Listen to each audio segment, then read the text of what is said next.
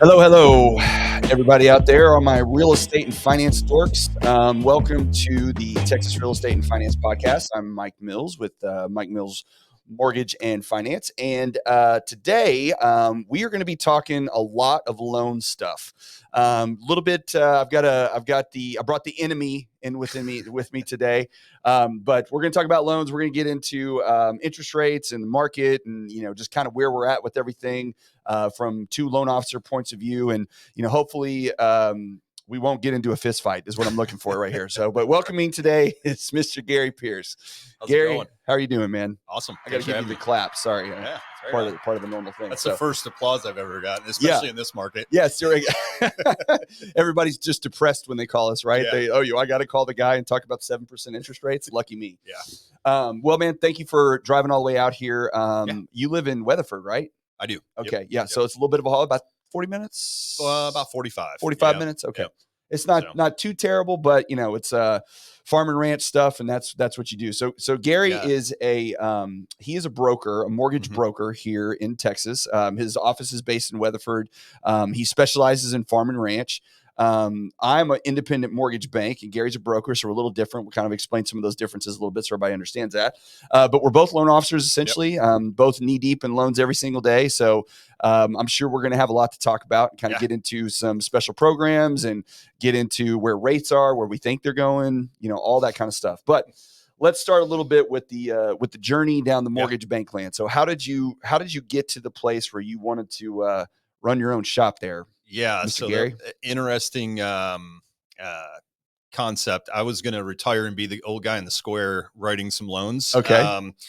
And so that was my plan. And during COVID, I decided to go get my license. I'd always been in consumer finance, worked at LendingTree, SunTrust Bank, more marketing and business development for consumer finance products. And so I got my license, and lo and behold, another banker similar to Verity reached out and said, "Hey, we want to start up a Texas branch." And I was like, "Well, sounds interesting." Okay. It was a refi boom. I mean, I could fog a mirror. So I was writing a lot of loans, and so was our branch. Yeah. And so anyways, long story short, we did that. And then as the market shifted and our area, obviously Parker County is heavily influenced by the Western industry and performance horse industry. And so we were missing out on those kind of opportunities in the farm and ranch world. And so we wanted to be able to service that area from a loan perspective. And so we knew going out on our own was really the way to do it. And then from a cost perspective, a broker made a ton of sense, because then we could broker loans to basically a wholesale lender. Right. And so with that, we get great rates, we get good support, and it allows me to kind of grow the business kind of organically without having a ton of, it still costs money, don't get me wrong, but not the kind of money it takes to, prop up a mortgage bank. Right? Yes. It's a whole different set of employees and things like that. So explain that just a little bit to anybody not familiar with it, because you've been on both sides a little bit. So explain what the difference is between like a mortgage broker, because that's broker is a general term I think people use whenever they talk to someone that says, if someone says, I do home loans, like, you're a mortgage broker. And I'm like, well, no, not really. I'm not really a broker. I do a little different, right? So, but it's kind of I think it's just been around. It's just a term that's been around for a long time. But there are actually difference between, a mortgage broker, which is what you are, independent mortgage bank, which is what we are, and then like a servicing style bank, the big boys, which is like a Chase or somebody like that. So kind of in your own words, kind of explain, what the differences of those are. I think the biggest, easiest way to understand without talking smack about me, by the way, okay, is definitely.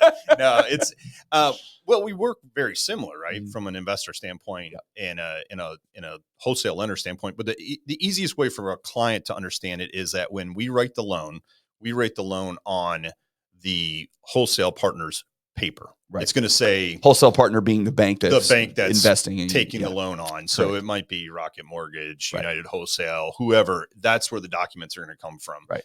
In the case in your situation, it's going to have your company's name on that, because that's, you guys are the bank, and then you have investors on the back end. Right. So we kind of work similar. It's not that dissimilar, because we're going to sell our loan eventually to, most of the time, to a Wells Fargo or a Citi or somebody like that. That's going to go.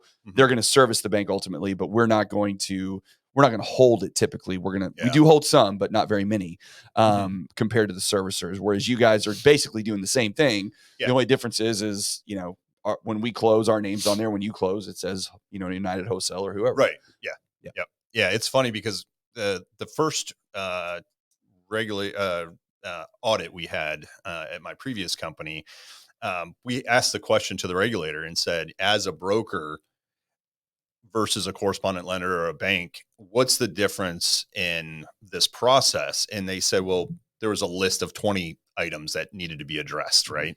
And he said, you see these 20, you're responsible for 2 of them.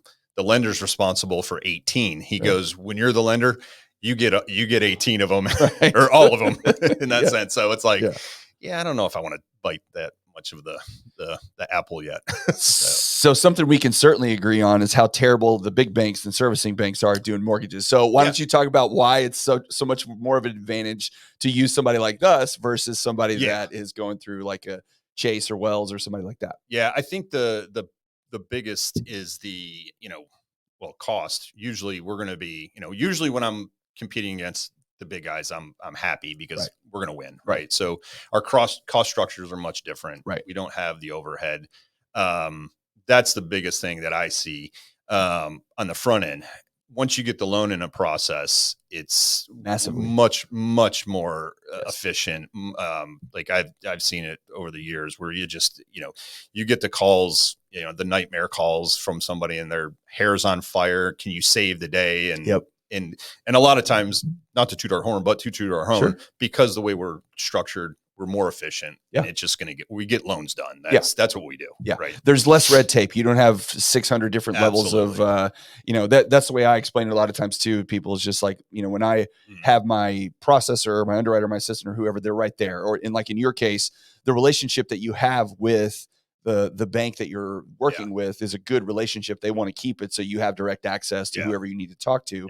But if you're on the other side, it's the processor might be in Oklahoma and the underwriters in, California, and they're on different timelines. And then there's 3 levels of management in between them. And you got to call the 1-800 number and roll and through the phone tree, and all that stuff. And then they're like, I don't understand why they don't close loans on time. It's like, well, it's pretty self-explanatory for the most part. It's good for us, right? Yeah. Like that's definitely. So what's been the biggest, I guess not impact, but what's been the biggest maybe surprise of you going out on your own and actually, having your own company, running your own business that, obviously you've been in lending for a while, but participating in lending and, doing a loan and all that kind of stuff is very different than, actually being the one who has all the responsibility. So, so what's that been like for you? So the actual like X's and O's of getting a loan, disclosed to a client and selling a rate and closing a loan has been the same. The biggest thing, the biggest change for us is, for me personally, is I've never done any local marketing ever. So I've always worked for larger corporations, banks that we leads are just coming in. Well, or we were doing more online type stuff. Right. So, so the idea of working a market and penetrating a market in the time that it takes to get the buy-in, is a lot of heartburn. Little tough sledding. Yeah. I mean, we, my partner Willis, who he's not with us today, but I mean, he's amazing at writing loans and building relationships and doing all this stuff. And, I'm thinking from a marketing standpoint, we're going to do A, B, and C, and it's just going to take off like wildfire. But yet you got to sell yourself not only to clients, but now you got realtors involved, and you got to make sure that they're on board with you. And so, and I get the hesitation to try the new guys on the block, right? Yeah. And so we fought through that, because the other thing is like I was telling our loan officer this morning, I said, I didn't know if it was going to work. Like, we could sit here and, thankfully it's, knock on wood, we're doing okay, but it's, you just don't know, like, am I spending the time at the right places, meeting the right people?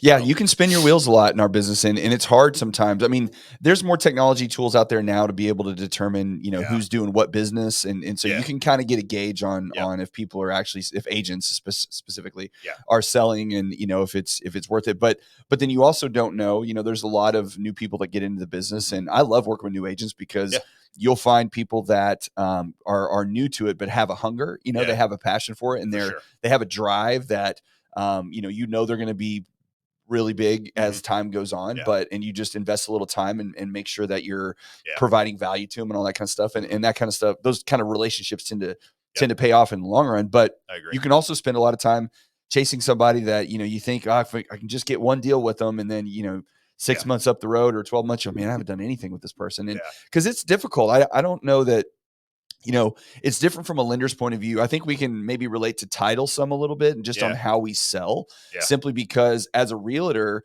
if you're an agent, you get to talk to friends and family, and hmm, your world of doing real estate is just everybody you can meet, sure. right? And Yeah, and not that we can't do loans for everybody that we meet, right, of course we can, right, but our primary source of business in most cases comes from realtors. for sure. And so when you're spending time, focusing on a particular group of agents, or this agent or that agent, someone gets out of the business or Yeah, someone comes back into the business. I mean, it has mhm, a big impact yeah, on what we do. If someone just decides absolutely. one day, I'm not going to do this anymore, it's like, man, that was one of my better ones, What? send me a Why? deal a month or whatever. Yeah, So it becomes a bit of a struggle sometimes, because we always start over from zero every single hmm, month.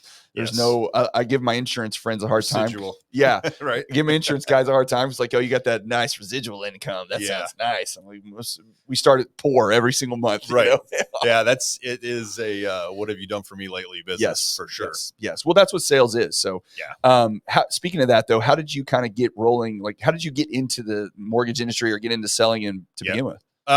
Well, so I started out in '05 with Lending Tree. Okay, So I was there you're for, grinding it. oh yeah, so I wasn't on the mortgage side, Okay, on the loan side, which they did have back in the day, yeah, a lending side of their business, but I was on the okay, lead side. So I was selling to, the Quicken Loans at the time, and those kind of companies, and they were buying our leads. And right, so right, that's kind of how I got into it. And then from there, I just kind of, through different business development roles, I always kind of wanted to be on origination hmm, at some point and didn't know what that looked like. And then kind of like for a lot of people during COVID, like you're kind of hitting the reset button and yeah, trying to figure out what's going on. And so I had reached out to a buddy of mine that's still at Lending Tree, still one of the top account managers there. And I said, hey man, you remember I used to joke around about, getting our license? I said, well, I just got mine. yeah, And he's like, oh shoot, you got to call these guys. Like they need somebody in Texas, like right now. And I yeah. said, okay. And so I had a conversation with these guys called Philo Mortgage, and they're great guys and they're still cranking away. But yeah, so that's how I ended up here. And then Pure Funding is kind of spun off from that. And Yeah. So when did you guys start officially so, open your doors per se? we started our application sometime around May or June of last year. 2022 Our or yeah, 20, yeah, so lost years. 22, Throw right? it right away. And then I was just talking to one of our account executives. We closed our first loan on August 28th, so almost 1 year ago today. Oh wow. Okay. Yeah. So, well, next week. Yeah. So yeah, so it's been Almost a full year. a full We're year, right at and it. Yeah. so we're still cranking away, and I think I feel like we're doing the right things, and Yeah. I love it because like I've never had a job where I was in the community and doing stuff. So we're big proponent. We get involved with the chamber. Yeah. We're around all the business leaders, and I mean I just love that. And Yeah. in our community, as you know, Parker County is fairly tight knit. Mhm. It's a smaller but a lot of growth going on. So, but yeah, we've embraced it and love it. And why did people didn't see you walk in, but you always got the hat on. Yeah. I had it in the picture there, and you walked in. Man, I'm hoping we're gonna wear the hat for this. That's why I wore my Cowboys shirt. But what was it about Farm and Ranch specifically? Like, why did you decide that was a good area to kind of focus on? Did you have a background in that and come through it, or did you just end up there? How that No, I think it was just being opportunistic, right? Like, so if you look at a lot of like, which would be our competition, they can't do those types of loans the way their investors back them from an underwriting standpoint. Sure. So, if you start talking about houses with acreage more than 10 or 15 acres, and it's not really your standard conventional loan ain't going to work. Yeah. And so, there's barn dominiums, right? Like that's the hot button. Everybody wants to have a barn dominium right now. And I'm like, if I had a nickel for every 27-year-old that called me and asked me about how they're going to build their barn dominium on the land they want to find, I'm like, well, you got a couple $100,000 laying around. Yeah. I mean, here's the thing. My builder buddies, I talk to them all the time. I'm like, hey, am I thinking about this right? But it's the same cost per square foot now that it is to build a stick house, right? Yeah. And they're like, oh yeah, because steel's through the roof. Oh sure, everything's super expensive. Yeah. 5 years ago, maybe different ball game. Like you were building, it's kind of like having a 2.5% rate. Like it's not anymore. Gone. Yeah, it's gone. It's gone. So what is it about? Okay, on the loan side of things, because I don't do a ton of farm and ranch myself. So what is it about? Like, what are some big differentiations if someone's looking to buy a farm or ranch? What do they need to like? What are some stuff they need to pay attention to when you're looking at that? Whether it be from issues with the loan or just regarding like what kind of loan types they can work with. How does all that work? So there's in the farm and ranch world, there's a lot of different products, right? And so we do have a few that I feel are really good, especially for our area, because the big things, the residential loans are written just like we would. There's still the same kind of TRID requirements that you would have. They just are backed by Farmer Mac and not Fannie or Freddie. Okay. Right. There's a Farmer Mac. That's what it's called. Yeah. I didn't know that. So that's hilarious, by the way. Yeah. So they're the end investor, right? Or insurer. And they, those loans work the same way. We have the same we have the same kind of regulations as we would in a normal loan. Yeah. You got lender overlays where, hands down, we have to have 2 years of tax returns, right? No matter what. Yeah. Which on a so no matter what, on conventional, you don't have to have that. Conventional, we don't have to have it. Yeah. So sometimes, but not. That's not mandatory. Yeah. Yeah. So it's are you able to take income from the farm itself and use that as well? Yeah, so if it's a producing farm of some kind. Yep. Okay. And that gets a little trickier and into the weeds. Sure. But yes. And so those are your kind of your residential properties. So a lot of them where we find the niche is 10 to 15 acres or more. Let's say it's got a really nice house, 5,000 square foot home, right? And it's on 25 acres. The loan amount's going to be over the conforming loan limit. So it's above 726, right? And so jumbo loans, they don't like those over 10 to 15 acres usually. There's usually an overlay on that. And then the ag folks, the ag banks don't like it because there's not enough ag to support their underwriting. Gotcha. And so we've kind of found a little niche there with that product. And so we've kind of pitched that and that's been helpful for us. And then once you get out of the residential, then you start getting into kind of raw land, right? And so that's where it gets to be more of a commercial product. Gotcha. Versus a residential world. And so that takes on a whole different set of underwriting, which we've had to learn over the last year, which is it can be a little confusing because we're thinking residential underwriting processes, and so it's like getting a business loan, right? So heavy documentation, Well, there's no insurance. I think what I run into a lot, at least with people asking questions about different types of documentation required and what banks are requiring and all that kind of stuff is, when we do a standard FHA loan, Fannie, Freddie, whatever, or Farmer Mac, we I still can't get over that name. We have it's basically insurance, right? If I do the loan correctly per their guidelines and you don't pay your mortgage, Fannie, Freddie, HUD, VA, Farmer Mac, they're going to buy the loan, right? Because we did it according to their rules. There's limitations on that, of course, but we did our job. Now, when you're talking about doing a loan for commercial, or you're doing non-QM, or you're doing whatever, well, the restrictions get greater and the rates get higher and the costs get greater because there's nobody on the backside insuring that loan for the bank. So the bank's out there, it's their neck, so they're going to do whatever they want. And I think where borrowers get frustrated sometimes, and I understand, is when you're doing one of those type of loans, right? If you do a standard conventional loan, you know exactly what you need. Yeah. You know, you can even argue with underwriting sometimes and be like, we don't need that. This is why, you know, show them your rules, whatever. But when you're doing a non-QM or you're doing a portfolio loan or anything where it isn't falling under that category, you know, they can just say no just because they want to. You know, they've got their rules. Here are the 10 things we want. You're like, I met all the 10 things. Yeah.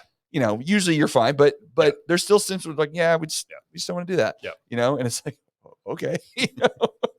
Yeah, it gets crazy too, because once it gets into underwriting, like you've got this like laundry list of check boxes. We've got it when we submit, and it's like, all right. Then they'll always come back for more. Oh, now I want this, and now I want this, and now I want this. And then appraisals, you know, can be very expensive because now you're talking about large tracts of land potentially. Well, I bet the time to close on those is pretty big too. Only because I mean, finding an appraiser that does that specifically, that's got to be a difficult thing, right? Yeah. So we haven't had the privilege to buy or to do a facility. Like we've done, most of ours have been land. So, you know, 100 acres, and they're going to put a horse facility on it eventually or something like that. So, or recreational land. But you know, I know they've done, the company that we work with, the lender has done, like they were giving me examples early on, and I'll never, like, it just kind of caught me off guard. I was like, man, this is a whole nother line of business to think about. But they were refinancing the company, the farm in California that produces all the milk for Costco.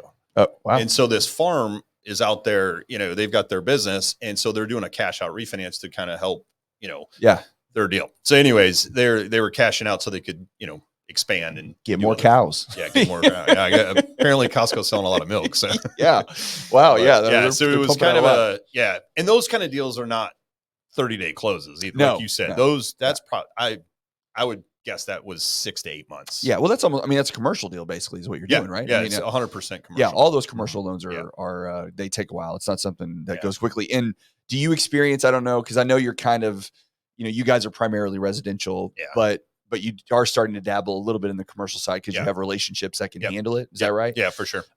So are you running into, because I've always heard from my commercial real estate guys or lending guys, especially, that because it's such a business oriented transaction, that whenever, you know, they'll be working with somebody for 4, 5, 6 months, getting everything put together, everything's looking sharp, they got it going on, and then they're going to close in 60 days or everything's lined up. And then out of nowhere, somebody flies in with some smoking deal, and all that work you just did just goes down the toilet, you know, if you can't obviously meet it or beat it. Yeah. And I haven't, luckily we haven't had that happen yet, but it definitely is something, you know, that can happen in that industry. And then, you know, we get deals because deals get killed at the last minute too. Yeah. You pick up the trash. That comes. You're like, they're like, hey, you know, these, you know, we got all the way through the finish line, and then now they're saying this. And so, and that happens. I mean, it doesn't happen as much in the residential world, but in that commercial, I mean, it happens. I mean, it's that's where, you know, it's like, I joke sometimes we're the garbage cleaners, because it's you get people calling that, you know, it's almost like a benefit that everybody in the business isn't quite as good as what you do, because then you know, you get both. You get the phone call that says, hey, so-and-so was denied over here. What's going on? You pick up the file, and like in 5 seconds, you're like, yeah, you were never going to be approved. And here's why. And they're like, why did they say that? It's like, well, because people are not good at their job. Yeah. You know, and then you get the other ones that you look at it and you go, man, this is easy. I think we can do this. I think we can pull this off. And here's why. And here's why. And, you know, that kind of stuff, you know, can really help your business a lot, because it's what we do every day is problem solve, right? 100%. I mean, we're looking at a puzzle and we're trying to figure out how to make the pieces work. I don't need this. I need that, you know, like all that goes into play. And when you do it enough and you have enough experience with it, you see those problems on a daily basis, you know, it becomes easier and easier, but I mean, that's our job. You know, I mean, I tell people all the time, like, I sell, but not really. Like, I'm just, here's how it works. Here's how we can solve it. And then give me the information. We'll see if we can figure it out. Is that what you guys experienced too? That's really what it is. And that's where, like, you talk to, you know, folks that are newer to the industry, and they're like, you know, how do I've got a loan officer assistant, and she just started, and she's like, you know, week 2, she's like, how do I get better quicker? And I'm like, it's time. Like in our last company, we did, I don't know, in 18 months, 2,200, whatever the number was, refis. And all I did all day long, Write loans. Is we wrote, I'd write, 8 to 10 a month, and I had 25 guys on my team, and it's just as fast as you could go through them. So all I did all day long was look at problems. Yeah. And we're like, okay, this is how you fix that. On to the next one, on Yep. to the next one. And when you're an individual loan officer and you're trying to generate your own business early on, you just don't have that luxury. Yeah. Like, you just don't. And so, well, it's crazy how the refi business really did. I mean, that's where a lot of really good loan officers cut their teeth, whatever period of time that occurred, for sure, because you're just churning and burning so many loans, and maybe a bad thing, but you can make mistakes when you're new. Not us. No, never made any mistakes. But in the beginning, you can. But mistakes happen because you're learning, and you tell somebody you can do something, and you find out later, oh no, you can't. Here it is. Here's why. But at least in those cases, the person just can't get the lower rate. They're not out of their home or whatever. So that's a really good place to kind of get your feet wet and really learn, because you're pumping through so many loans. And I had somebody tell me right when I got in the business, that you basically have to do at least 100 to 200 loans before you really start to kind of understand what you're doing. And you just got to do that many, 1,000%. Because here's the other thing that people don't realize is that they didn't write the regulations and, insert 5 years ago and haven't evolved or changed rules or changed laws. Or in the state of Texas, we have our own laws that drive our loans. And so, that stuff changes. And as much as we try to stay on top of it, one little thing, or the thing that I find is the tricky part, is when a lender has an overlay that you're not aware of. So explain that too, for anybody that doesn't understand what an overlay is, because we all play in the same sandbox basically, but not really. So all loans are, the guidelines are online. Fannie, Freddie, right? Yep. You can Anybody can go look at them. And that's how we have to write loans. Whatever that requirement is, we have to meet that on every, whether it's loan to value based on property type, property purpose, loan purpose, etc. But the trick to that is lenders have overlays, and they say, okay, a perfect one is acreage, right? We're 10 acres, hard stop. Not doing anything over 10 acres. We don't like the risk. It's not our thing. And they don't understand it. So they said, we're not going to do it. Now, Fannie Freddie, they don't care. There is no acreage overlay, right? And so I've got lenders that don't care, and I've got lenders that say 10 acres, full stop, 15 acres, full stop. Like, it just depends. And what trickles down to the customer is the customer says, well, I heard conventional loans don't do 10 acres. And you're like, no. And I understand loan officers' approach to it, because, I think some don't know and some do. So it just depends. But if you're a loan officer and someone calls and says, hey, I want to do a loan with you, here's the circumstance. And if it's a newer one, you might say, let me check on that. You give somebody in your company a phone call and you say, hey, here's the scenario. Is this something we can do? And they will go, no, you can't, because it's over 10 acres. So then that loan officer comes back and goes, sorry, it's a conventional loan. It's over 10 acres. We can't do it. And then the buyer or the borrower goes, man, I guess conventional loans can't do over 10 acres. And then they tell their agent that, and the next thing you know, and then you get a phone call a month later and somebody's like, well, we know Fannie can't do 10 acres. You're like, where is this coming from? Like, what do you mean?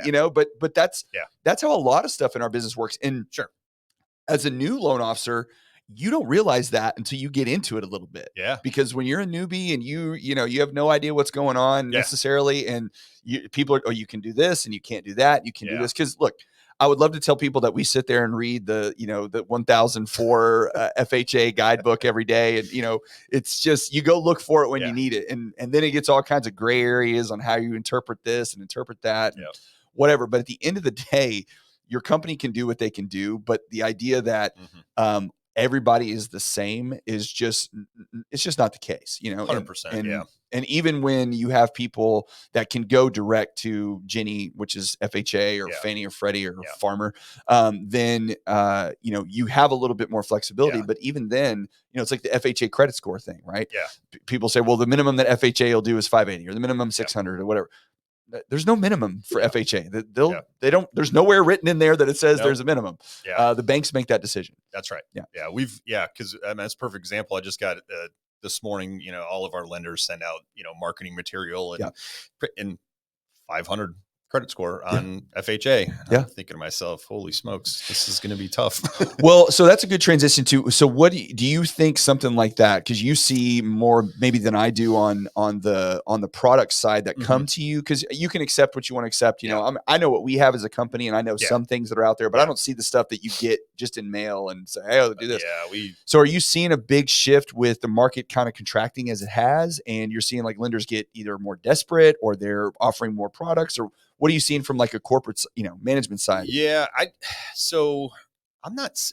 I think they're trying to get creative, right? I think they're trying to make products that are smart for everyone, right? Smart for the client, smart for them, their investors, right? Because ultimately, somebody's got to hold that loan, right? And if it's bad money, then we start looking back to historical, things, and I don't think we're anywhere near that kind of product. But like for instance, there's a 1% down product that we have available, right? Yep. That's a great product. Yes. It's conventional, no PMI. You guys probably have something similar. We do. So like those kind of things, I'm seeing more of that happening. The 500 FHA, that's such a sliver of the population. Yeah. But if you can service them and you have that product, then it's, a feather in your cap and you can get a deal done, right? Well, that's a good point on when you said sliver of the population, because this is another thing that I talk about a lot is, my favorite and least favorite term in the world is special programs or incentives. I love that one too. What's a new home buyer incentive? There's no incentives. Okay. Yes. But, can you do new home buyers? Yeah. This isn't a car, there's not any incentives, but what happens with these special programs that come out? Okay. You have, the bonds and the grants, all the down payment assistance programs. And then you have the stuff that you're talking about. Like we have a 1% to 0%. We, Fannie and Freddie deal. Rates are actually pretty good on it. Costs are reasonable. They actually have give cash, all that kind of stuff, right? It's all we have one with FHA, same deal. But there's a box that you have to fit in to qualify for that loan. And especially with some of them, there's income limits, right? And then when you walk the line of, okay, we have an income limit on this product, right? And we have a really high home values, right? And high rates. Okay. Well, then that income limit really starts to kind of butt up against, okay, can I even do this? Like, I have this product available, but like you said, for some of them, it only fits for a sliver of the population. And good or bad, I don't know. I get, I understand it, but I also get frustrated with it sometimes because, I call it chum in the water. So as lenders, we're in the business of marketing. And so we're putting out I've got this special program and first time home buyer loan and teacher loan and, calling it whatever you can. And, the reality is, when people call and you start explaining to them and you're like, well, there's this little box you got to fit in, and people fit. And when they do, it's perfect. It's awesome. But it doesn't fit everybody. And more often than not, it doesn't. So how do you handle those type of deals? It is what it is, right? The numbers are the numbers, right? Like you can't, like it's those kind of, like you said, special programs are black box. You better fit in the box or it doesn't work. Yes. So what we found, and I looked, the last 20 loans and I looked at what we're doing. Out of 20 for conventional loans. Okay. 50% are conventional or FHA, and the other 50% are farm and ranch stuff or non-QM, which is like bank statements and that sort of thing, and investor products, so like fix and flips and that sort of thing. So what I found is that I think, which has been great, because FHA recently on their PMI pricing, right? Yes, in this they get better. I think so. That's one of the things I thought was great that the government. But that's a benefit. Yeah, that's an huge actual benefit. And it changed for everybody. Yeah. So most of the people that could qualify conventionally. So I just closed one yesterday. They could have been a 5% down conventional loan, good credit. And you look at it and then you start doing the math. And even though there's a PMI, you're going to have PMI either way. Right. And so you look at it and it's like, FHA is this is a good product. If you're going to stay in this house for a while, your rate's going to be about a point lower than, on average than a conventional loan. And so I feel like that's why we're seeing a lot. We've done more FHA than what we typically would have done. The government stuff has been a big part of the market lately. I mean, not to mention just the fact, there's also the piece of, you know, a lot of the conventional deals are typically higher priced homes. And higher priced homes are typically people with a little better credit, a little more cash, you know, a little bit better situation overall. And conventional tends to fit. But then all of those people, you know, that was the thing that I don't think a lot of consumers realized, is that during the boom, you know, whatever you want to call it, when everything was crazy, 2% rates and 3% rates, if you had an FHA or a VA loan, good luck. Yeah. You know, good luck getting your house, you know, because there were 25 offers on that home. They weren't looking at it. Yeah. No, you weren't even being considered. And now in this market, as the demand has slowed because of the high rates, right? And we still have low inventory, which is a big issue. But at least now, you know, you're seeing homes listed for 300,000 that someone can offer 295 and get it. You know, or get $10,000 in closing costs, or do the buy down thing. I'm curious what, because I mentioned it in my thing.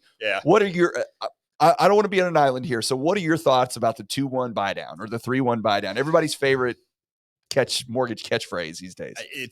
I think it's very specific to the client. Okay. So I don't think it's a cookie cutter. Like, I think it's one of those. It's a good political answer. I like that. Well, chumming the water, right? Like, yes, we're throwing it out there because we have it. Yes. So what I've seen is going to the 1-0 buy down. Okay. And putting more, you know, so I'm trying to remember the deal. It was like, let's call it a 750 purchase. They were putting a good chunk down, a couple $100,000 down. They negotiated about 10 grand in closing costs. And so we started looking at it and we're like 2-1 buy down. And then I said, well, why don't we split it and do 1-0 buy down and then get the rate down. And that way we're comfortable after the first year where it's not going to be this big volatile shift. Right. And so I think it's, you know, personal preference. And then when you weigh it out, I had another client that just said, I just want it all towards my closing costs. Yeah. And so that's to my point. Like, I don't know if I answered your question, but I'm not skirting the question. I think they're good depending on the situation and what the client's trying to achieve. Yes. Right. Yes. Well, no, that is 100% correct. It's very client specific. But I think it's client specific because every client has their buzz point or their hot button that they, you know, it's like some people just hate PMI. I'm not paying PMI no matter what. Devil's juice. Right. And it's like, it's $75 and you're not having to put down an extra 70 grand. What? Yeah. Like, what trading, what are we talking about? But either way, you know, it's like, okay, that mortgage insurance is terrible. Yeah. So my opinion on the buy down is that, you know, I don't think a lot of buyers understand because the message doesn't get relayed. Right. If you are the buyer and you are paying for the buy down yourself, it doesn't make sense. Okay. Oh, yeah. Because you're not saving anything. You're paying the interest up front. That's all you're doing. And that never makes any sense. Right. So I wouldn't do that under any circumstances. The second piece is if the seller is going to pay the buy down, right, or the builder, because they're doing a lot of that these days. That does make sense, or I should say, can make sense. Yeah. Because it's not costing you any money. Sure. You're getting a lower rate, and therefore you're getting affected in a positive way, and you're not having to pay for it. Great. Yeah. But I would always present to the people that I talk to that there's an alternative to this, which is what your second guy did, which is pay all your closing costs. If they're going to give you the money, okay, you know, it's kind of like, I always use the example of it's like winning the lottery, right? Yeah. Do you want the $700 million today? Yeah. Or do you want the, you know, 1.6 billion over the next, you know, 30 years? I'm taking the 700 million today. Yeah. You know, give it to me. Yes. Cause you have no idea where the world takes you, what happens, you know, whatever. So in my opinion, if I can get 10 grand, 15 grand, 20 grand, depending on the size of the loan, if I can get that money and I don't have to outlay that money out of my own pocket, it's way more beneficial than saving $100 a month or $150 a month or whatever on my payment. And I agree. And I think what people it's hard for them to see. They feel like, I don't know if they're just maybe some of the bigger lenders out there that have traditionally sold points. Well, they're just, right. Yeah. So they're just, the marketing engine is train them to be like, well, how many points do I need to buy? Yes. Well, do you really need to? Like, I said, you know, if you go from like on a $400,000 loan from a 6 to 7% rate, it might only be like $100 a month. Well, $100 a month's $100, but at the end of the day, it's $1,200 and you're going to pay, you know, $3,000 for that. Like, why just take, I'm with you. Yeah. I like the cheapest rate at the cheapest cost. Yes. If it's 7.5, great. if it's 6 3/4, whatever, that's where we go. Yeah. When the market tells you to refi, then you refi. Yes. Like that's kind of how I. Well, and that's the whole thing, you know, which is again my least favorite saying, but it says, you know, the marry the home, date the rate thing. But right. but what the point of that is that the rate that you pay for your house essentially is always negotiable. Always. The entire time that you have the loan. Now, it may not be negotiable in your favor because rates are high, right? But you can change it if you want to. If you get cash out loan, take some money out of your house, you're going to pay. So you can always change your rate, okay? And then when the market dictates that they're better and lower, then you're going to get a better rate. But once you outlay that $15 or $20 or $30,000, or once you pay 40 grand over for the house, okay, you never get that back. Right. There's no way to recoup that money at any point. Never. So, and especially when you're buying, you know, I'm with you. I very rarely suggest people buy points because I just don't think it makes sense unless there's just some kind of smoking deal out there. You know, there's some investor that just really wants to hit that coupon or whatever, you know, like that happens, but it's rare. Yeah. And I, like I said, we don't do a lot of selling of points, and I just don't think it's, to your point, I don't think it's valuable. I don't think it's the best thing to use your money towards. Right. And, you know, if you get seller credits these days, like when I look at the cash to close, you know, let's say they've got, you know, a $500,000 house, they put, you know, $5 grand down in earnest money. And when you get to the closing table, they're pretty much only bringing their down payment. Yeah. Like that's a great deal. Yes. Right. Yeah. That's awesome. what we're trying to do. That's exactly. And so that's where I think like on that one explanation was, you know, they wanted to see a little bit of a relief in rate, but yet there was enough in seller credits to get rid of a bunch of costs. Yes. You know, especially if you're not escrowing, you know, the cost on a, you know, $500,000 loan, you know, should be somewhere in that 4 to 5 range. Right. Yeah. Like, and so, you're bringing down payment and that's it. Yeah. And it's a good deal. So with interest rates being what they are, so I've got my thoughts on it, but I want to hear you. What are you thinking? Because it's always everybody's question. What are rates going to do? What are rates going to do, Gary? What are they going to do? Where's my crystal ball?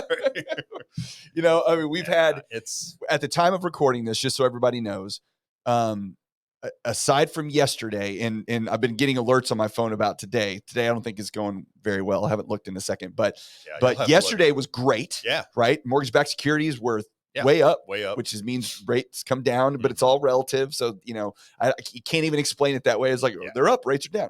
Not necessarily. Pricing's a little better, but, prior to that, for the last, has it been 2 weeks, maybe? Yeah. It's been a beatdown. A week and a half, something like that. I mean, it's been brutal. It's, you know, absolutely brutal.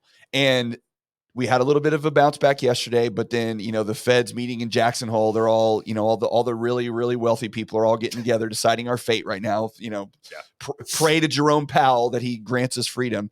But, you know, you've been through a few of these cycles, you've seen this stuff. So what are you thinking right now, you know, where we're at, and then where do you think we're going to, and with just, you know, best guess, crystal ball it, where are you thinking?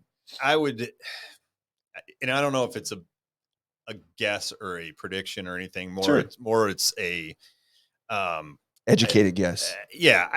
I don't see anything that's going to really keep us in a, like, I feel like we're going to stay in a this 7-ish range for a while. Like, I don't really see, unless we see true recessionary like numbers, and we can go down a whole nother rabbit hole on how things are reported and like the job numbers that are always fibbed. Like my favorite was last month, by the way, which was we added, what was it? BLS was like 100 or 200,000 jobs, 295,000 jobs, right? Oh yeah, we had a job. And then you look down a little bit and you see that 600,000 of those jobs were part-time jobs. It's it's insane. It's so the indicators. I mean, the biggest thing tomorrow is, you know, if Powell comes out, which I think they're going to, like, they've been so hawkish anyways. I don't.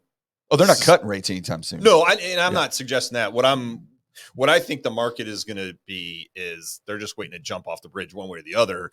To, you know, like, oh, he thinks inflation's under control, or every little word they say, they hinge on it. So it puts 10 days of, you know, bad market movement or 10 days of good.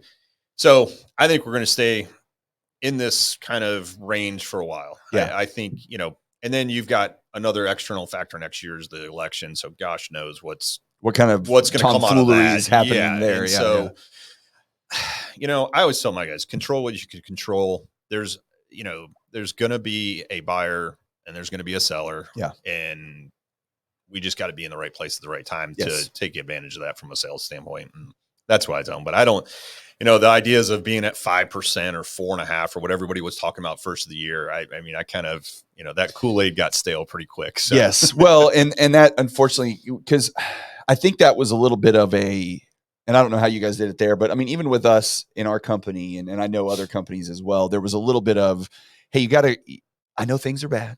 Right. They're looking bad, but they're going to get better. We're going to, it's things, when the rates are going to come back down. This won't last forever, blah, blah, blah. And that was 14 months ago, or, you're looking like we're coming up to 2 years here, it's a little gnarly. Yeah. My only thought is that, and this is just, I'm kind of a geek when it comes to some of this stuff on these jobs reports and GDP and what's being reported and what's not. And then when you look at commercial real estate and how it impacts regional banks and all the stuff that's kind of in these loans that are resetting and, these independent people that are having, and you look at bank consolidation, all this stuff happening, right? That my opinion on it is that I'm with you that we're going to stay in this 7-ish, 6, high 6, low 7s. We'll probably touch 8 a few times and fall back down. It's kind of how it works. But, and I would agree with you that we would probably run until maybe next fall, on something like that towards the end of the summer. I think we get through the summer home, if you want to call it a frenzy these days, but certainly the busy time, and then get into the fall when things slow down. And then I think you'll start to see, because then we'll probably have a couple of consecutive quarters of, recession, GDP numbers being down, inflation down, jobs down, all that. My only caveat to that is that if something breaks, then we have a different thing. Right. And I don't know what that thing would be, obviously, but because there's so many factors that go into this, I think the commercial real estate thing could be a problem because you do have a lot of, I think I read it was like $2.6 trillion worth of properties that are going to be resetting in the next 12 to 24 months, going from 4% interest on commercials, a little bit more, and then, jumping to 8 or 10 or 12 or. Yeah, it's going to be big. Whatever. And it's not even the people that can't, but it's the banks that are servicing, because I think I read it's like 80% of those commercial deals are serviced and held by small regional banks, not the big boys. Which would make sense, right? Like that's their bread and butter. That's what they do. And so if those people can't pay their commercial loan or they default on it, and then that bank has enough of that it affects their ability to lend now even further because their reserves are down and they can't meet their covenants. Well, then good old Jamie Dimon from JP Morgan just comes along and says, hey, I'll buy you guys and y'all can become a part of us and we'll just keep getting bigger. But that could be one thing. I do think some of the earnings, I think there's a possibility that some of the false, sugar-coated information that the, you can call it the federal government, you can call it different agencies have been putting out there about the numbers and how we're doing. I just don't think they're accurate. And then when people start to come around and start realizing that a little bit, then I think it may even get a little bit worse. I don't know, but I mean, it's just like anything else, bad data. Like how do you make decisions? Yeah. And that's where we're at right now. And like, I don't know. I think it's we've cried wolf enough. Now I'm just kind of numb to it. I'm like I said, control what you can control. And, whatever happens in DC is going to happen. The biggest thing concerning to me really right now, though, is the fact that we've basically doubled our national debt in 12 months. And I don't know that a lot of people realize that. I mean, how much it's gone up. And that's why you're seeing the reason rates are going up is because U.S. Treasury yields for the 10-year Treasury is going up, and now there's a bunch of people shorting that thing too. So that's another whole. Right.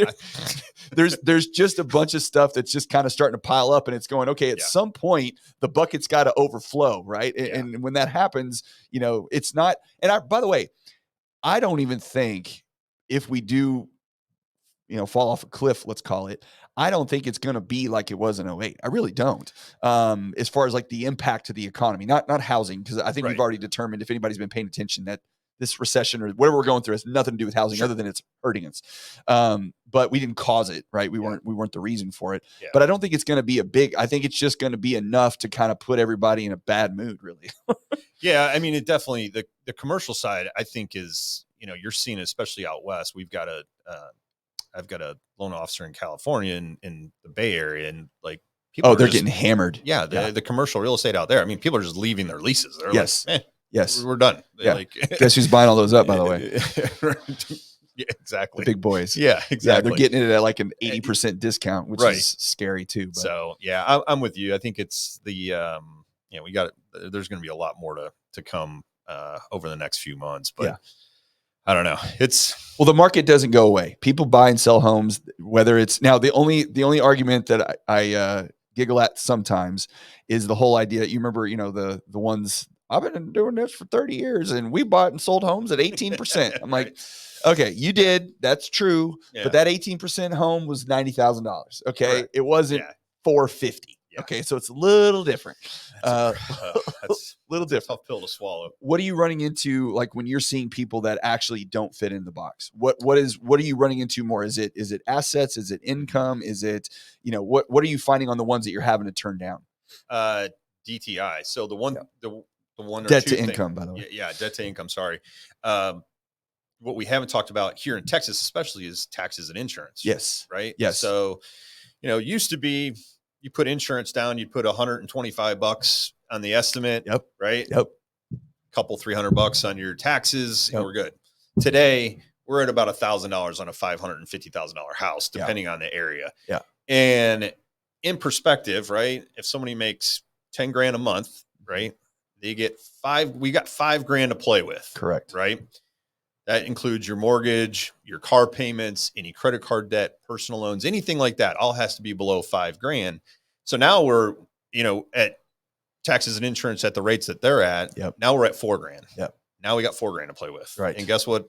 7% on 350 looks like. It's about $4,000. Yeah, we're 3,500.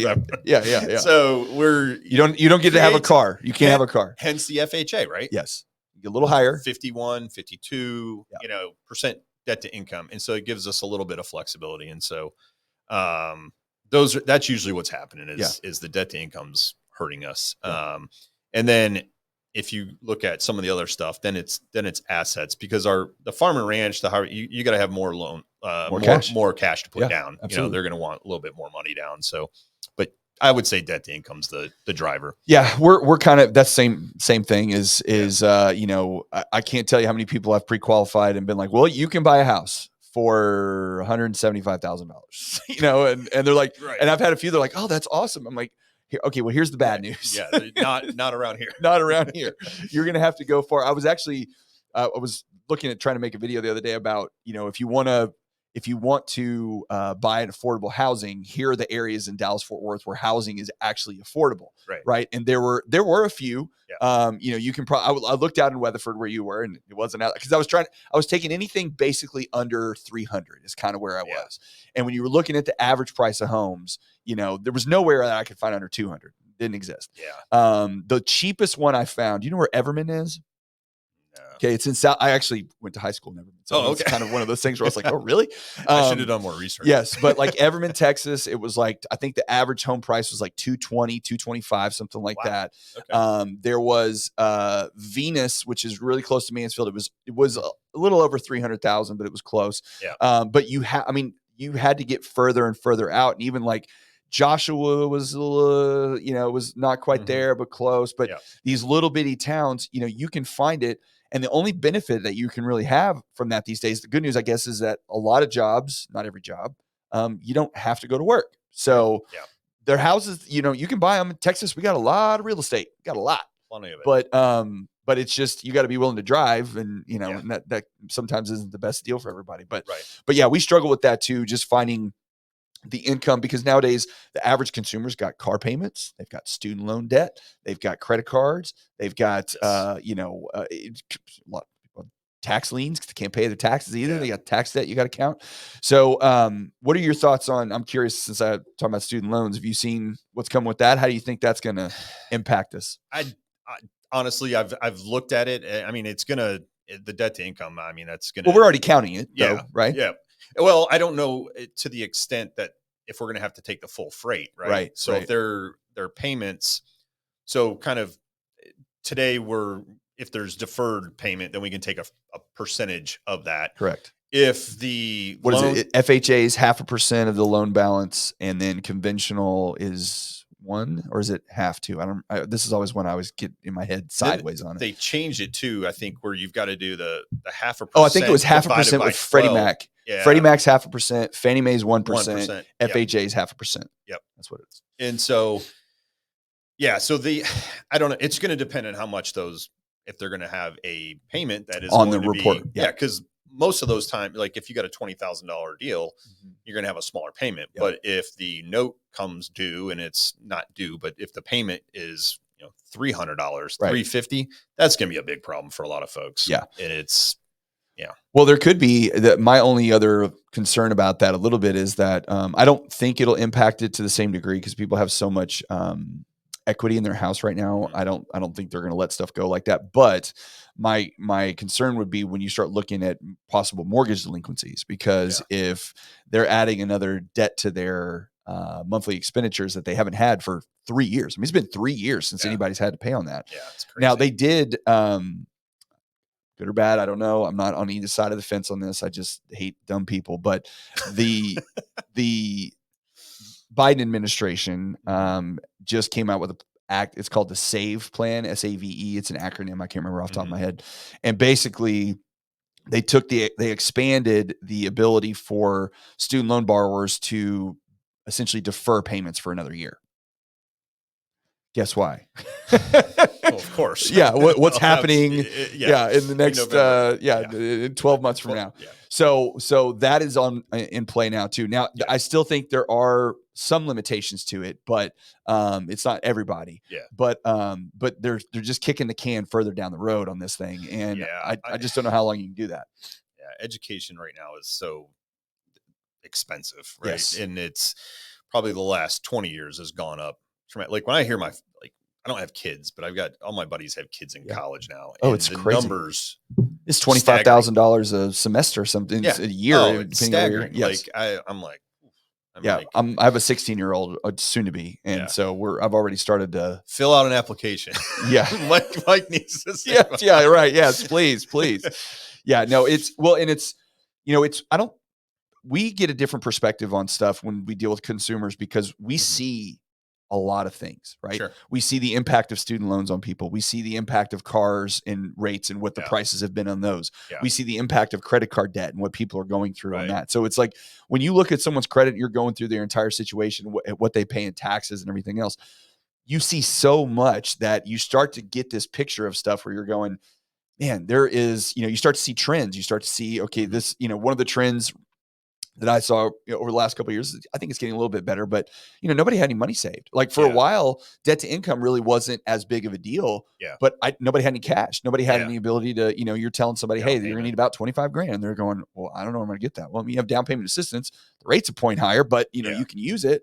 Like, well, I don't do that either. It's like, I don't know what to tell you here, and now we're flipping on the other side where I do think there are more people with cash. Are you seeing, I'm curious from your side, are you seeing younger buyers, maybe the Gen Zs, are you seeing them actually being in a little bit better financial position than maybe like millennials were? Because I personally have started to see that a little bit. Yeah. I think they're, and I don't know if it's just the people that we're running into. Sure. Like I'm getting that kind of entrepreneur, younger real estate investor. Hey, how do I set myself up? I'm 25 to kind of that 30 range. This is what I want to do. I want to set myself up. I want this to be my investment home in 2 years, 3 or whatever. Yeah. So we're seeing a lot of that. So we've, that's fun to see. It's great. Like they can definitely build some serious wealth. I mean, it's crazy. You talk about in our area, the increase in home values. One of my clients, he just built a place, and we had to do a refi in his construction loan. And then I actually bought his house like 8 years ago, and sold it for like, I think I paid 275 and I sold it for 350. It was a cool little 10-acre spot with a little ranch house on it. And I'm like, when I sold it for 350, I was like, through the roof. Unbelievable. I'm like, this thing will never. I'm a genius. Yeah. I'm a genius. It hit the market this week for $595 and they haven't done a thing to it. I was like, what? I'd send him a text. I was like, I think one of us, if not both of us, may have screwed up on this one. Well, and that's where I think, we'll kind of, we're almost at an hour, by the way. Goes really quickly, but sure. We'll kind of wrap a little bit in that. And I think you and I are on the same page about this. And, everybody's terrified of real estate right now because of rates and because of prices. But, and I don't mean this in a negative way. It's not going to get better. Now, rates will change. They fluctuate up and down. But the cost of buying a home, unless there's some kind of radical thing that occurs. And even if it does, I tell people, we went through the biggest crash in real estate that we've ever experienced in the history of the country. Yep. Okay. 10 or 15 years, whatever 08 was. Right. And the houses, and especially like California and places that were severely affected by this, the properties that were worth whatever, $1 million back then that fell down to, and by the way, it wasn't that much, fell down to 850, whatever. Right. Like they fell down to 800, 850. That same house is worth $2 million today. Oh, sure. And you just can't, you can't drive the point home hard enough when you do it every single day. And it's not because we're shills for the real estate industry, right. It's because you see it constantly. Right. Yeah. I think where you're going is the house today at 500 is going to be 580 in 3 or 4 years. Yes. Right. Yes. And if rates go down, let's say 6% in our area, our market will light on fire, and that place is going to sell for 600. Yes.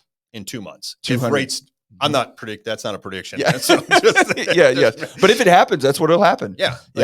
Our market, I just know because people, I know there's so many people waiting on the sidelines and they're waiting for that rate to move them versus the acquisition cost. Yes. And not using the rate as a vehicle. We're trying to educate folks. Like my partner has this conversation all the time about what you get it for today is not what it's going to be like. Today you're getting seller credits. Rates are 6%. You're paying way over asking price. You're coming up against cash offers. Yep. Like it's, so yeah. Well, and to drive the point home even further, I think right now when I read the other day, and it's regional, so it varies, but there's something like almost 30% of the purchases right now are cash that are being bought up. And people are like, well, yeah, of course rates are high. I'm like, yes, that's true. But what you're not hearing in that is that the people with the cash who have the money are buying the houses, right? While everybody else is waiting on the sidelines sitting on the sidelines to buy the house. And so, you're at a disadvantage because you don't have $400,000 that you can just throw at a piece of real estate. You have to pay 7% or 6% or wherever it is. Right now, but it's never a bad investment. And the people that have the most amount of money right now are the ones buying up all the real estate, and there's a reason for that. Right. Yeah. It depends. It's just like, it's anything, right? Like if you're in the stock market crashes, right? Yeah. And goes down and it loses, 20%, right? No different than what you're saying in the houses in California or Arizona. Buddy of mine, he bought one of those distressed properties in Arizona after, like 07, 08, whenever that happened. And that place is worth, I can't even tell you how much that place is worth now. It's almost just double. Outside of Phoenix. Yeah. I mean, it's double what it was at its peak back then. Yes. Right. Yes. And so, it depends on if you're in the long play or the short, I always tell people if the deal looks good today, it's going to be good in 30 days. So, you got to take advantage of the opportunity. And unfortunately, sometimes you have to kind of bite the bullet if you can. And that's the one downside with all of this is that I'm talking to people that can. I'm not talking to the people that can't. And unfortunately, the number of people that can't is growing. And it's getting bigger and it's not getting smaller. And if you're in a place where you can, you should today, as soon as you can. Yeah. So, because it's just, what's my favorite is the Mark Twain quote, right? Buy real estate. They're not making any more of it. Exactly. So, buy dirt. Well, man, I really appreciate you coming by and driving all the way out here to talk a little, dorky loan stuff with me for a little bit. I usually have to talk real estate and whatever. I don't get to get into the loan weeds. So yeah, no, it's good. it's always fun to do this. Yeah. Well, you know, we didn't get into a fight, which is great. You know, there's enough It's business to be had in the market for everybody. You know, lenders can get along, realtors can get along. We can all be friends. All right. There's plenty of business to go around. Doesn't seem like it sometimes, but there is, I promise.